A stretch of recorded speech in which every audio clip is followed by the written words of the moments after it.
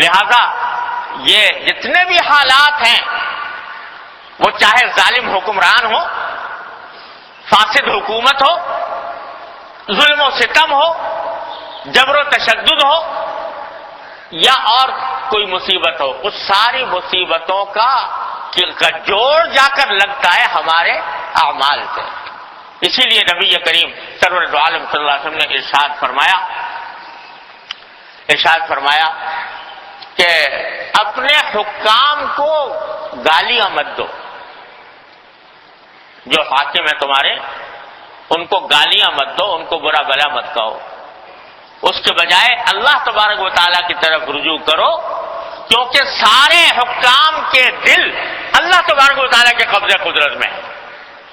اگر تم اللہ تعالیٰ کو راضی کر دو گے تو اللہ تعالیٰ حکام کے دلوں کو تمہارے لیے نرم کر دے گا۔ یہ حدیث ہے رسول کریم صلی اللہ علیہ وسلم۔ تو اس لیے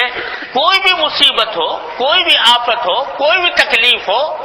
رجوع اللہ، اللہ تبارک و تعالیٰ کی طرف رجوع کر کے اپنے اعمال سے توبہ، اپنے بدعمالی سے توبہ استغفار کرے انسان۔ حدیث میں آتا ہے کہ رسول کریم صلی اللہ علیہ وسلم کا معاملہ یہ تھا کہ کانا اذا حزبہ امر بادر الی الصلاۃ، جب بھی آپ کے اوپر کوئی مشکل پیش آتی، مشکل معاملہ پیش آتا، آپ جلدی سے نماز کی طرف دوڑتے تھے، اللہ تعالیٰ کی طرف۔ تو یہ بظاہر تو نماز کا جوڑ نظر نہیں آ رہا، لیکن اللہ تبارک و تعالیٰ کی طرف رجوع کے نتیجے میں اللہ تبارک و تعالیٰ اس مصیبت کو، اس تکلیف کو دور فرما دیتے ہیں۔ تو بھائی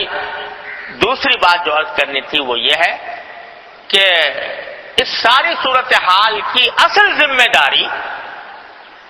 وہ ہماری بداعمالیوں پر ہے۔ اس کا احساس و ادراک ہونا چاہیے، اس کا شعور پیدا ہونا چاہیے کہ یہ ہماری بداعمالیاں ہیں۔ کہنے کو کہہ دیتے ہیں ہم لوگ زبان سے بھی، یہ ہماری شامت اعمال ہے، لیکن دل میں اتری ہوئی نہیں ہے یہ بات، جس کا نتیجہ یہ ہے کہ کہہ تو دیا ہماری شامت اعمال ہے، ہماری شامت اعمال ہے، ہماری بدعمالیوں کا نتیجہ ہے، لیکن یہ بتاؤ کہ کیا اس کے کہنے کے بعد اپنے اعمال کا جائزہ بھی لے کے دیکھا؟ کیا اپنے اعمال میں کوئی ترقی پیدا کرنے کی کوشش کی؟ کوئی برائی چھوڑنے کا ارادہ کیا؟ اگر نہیں کیا تو اس کا معنی یہ کہ محض یہ الفاظ ہیں، ان کے پیچھے حقیقت اور مقصد نہیں، کھوکھلے الفاظ ہیں جو ہم زبان سے بول رہے ہیں۔ شامت اعمال ہے، بدعمالی ہے، ہماری بدعمالیوں کا صلہ ہے،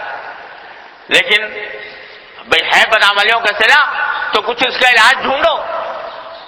کچھ اپنا جائزہ لو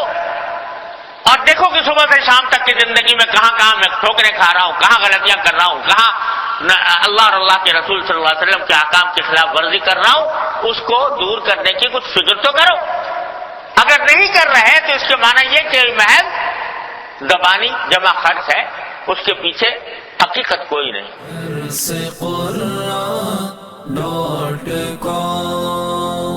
www.darsequran.com